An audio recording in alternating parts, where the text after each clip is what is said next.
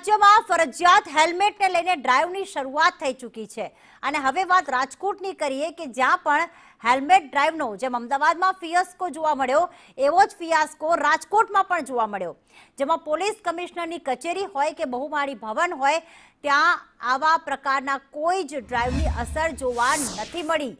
Collector કચેરી સહિત વિવિધ કચેરીઓમાં ફિયાસ્કો જોવા મળ્યો। ચેકિંગ માટે કોઈ કામગીરી કરવામાં આવી જ ન હતી અને કેટલાક કર્મચારીઓ તો હેલ્મેટ વગર જ કચેરીમાં પ્રવેશ્યા પણ હતા। મયુર અમારી સાથે જોડાઈ ગયા છે।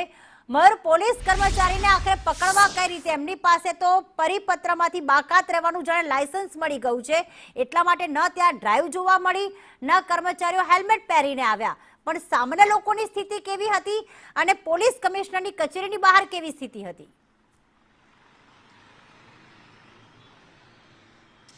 બિલકુલ પ્રીતિ, હું તમને સીધા દ્રશ્યો બતાવવા માંગીશ। રાજકોટ પોલીસ કમિશનર કચેરીના દ્રશ્યો છે ને તે અહીંયા પ્રવેશ પહેલા જ એક બોર્ડ મારી દેવામાં આવ્યું છે કે ટુ વ્હીલરનો ઉપયોગ કરો તો તમારે હેલ્મેટ પહેરવું પડશે, પરંતુ આજે જે ડ્રાઈવ ઝુંબેશ રાખવામાં આવી હતી તેનો સદંતર ફિયાસ્કો જોવા મળ્યો છે। ન તો અહીંયા કોઈ ચેકિંગ માટે ટીમ ઉપસ્થિત છે, ન તો કોઈ રોકવાવાળું કે ટોકવાવાળું છે। અનેક પોલીસ કર્મચારીઓ છે કે જે અભિનંદનને પાત્ર છે કે જાતે જ પોતાનું હેલ્મેટ પહેરીને આવ્યા હતા, દરરોજ હેલ્મેટ પહેરતા હોય છે, પરંતુ કેટલાક અરજદારો કેટલાક પોલીસ કર્મચારીઓ છે એ હેલ્મેટ વગર જ અહીંયા પ્રવેશતા જોવા મળી રહ્યા છે। એટલું જ નહીં, પરંતુ તેમને રોકવા કે ટોકવાવાળું ન તો પોલીસ કમિશનર કચેરીની અંદર કોઈ જોવા મળ્યું છે, ન તો કલેક્ટર કચેરીની અંદર, ન તો મહાપાલિકાની અંદર કચેરીની અંદર।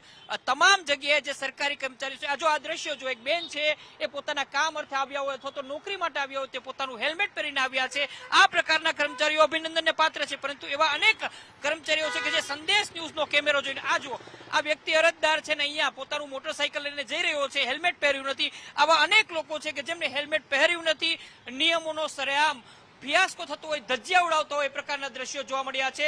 એટલું જ નહીં, પરંતુ ટ્રાફિક પોલીસની એક પણ ટીમ છે એ અલગ અલગ સરકારી કચેરીઓની જોવા નથી મળી। પ્રીતિ, બિલકુલ આભાર મયુર તમામ વિગતો માટે। એટલે કે સરકારી કચેરીઓની બહાર ટ્રાફિકની ટીમ નથી જોવા મળી રહી, ત્યાં શું અલગ નિયમો બનાવવામાં આવ્યા છે? અહીંયા સવાલ ઉભો થઈ રહ્યો છે।